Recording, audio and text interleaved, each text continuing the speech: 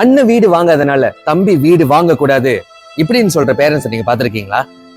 நான் பாத்திருக்கேன். அண்ணனுக்கு 25 வயசு, ஆனா அண்ணன் வந்து ஃப்ரெண்ட்ஸோட ரொம்ப ஜாலியா என்ஜாயா இருக்கிற டைப்பு.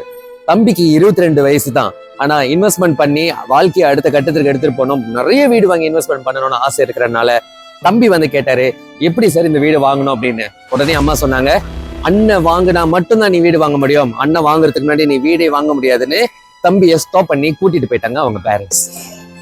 இப்படி ஒரு விஷயத்த சொன்னது யாருன்னு பாத்தீங்கன்னா சைனீஸ் அண்ட் மலே சொல்லுங்க. எங்கிட்ட இதை சொன்னது ஒரு இந்திய ஃபேமிலி தான். ரொம்ப ஆர்வமா இருந்த பையனை முடக்கி கட்டி போட்டு கூட்டிட்டு போனாங்க. ஏன்னா அண்ணன் வாங்குறதுக்கு முன்னாடி தம்பி வாங்கினா அண்ணன் கோச்சுக்குவாரு அப்படின்னு ஒரு விஷயம், அண்ணன் சங்கடப்பட்டுருவாரு அப்படின்னு ஒரு விஷயம். ஒரு பேரண்ட்ஸா இருக்கிறவங்க பெரியவருக்கு சொல்லி சரியா வழி நடத்த முடியாதவங்க சரியா வழி நடத்துற ஒருத்தரை கட்டி போட்ட ஒரு காட்சி நான் அன்னைக்குதான் பார்த்தேன்.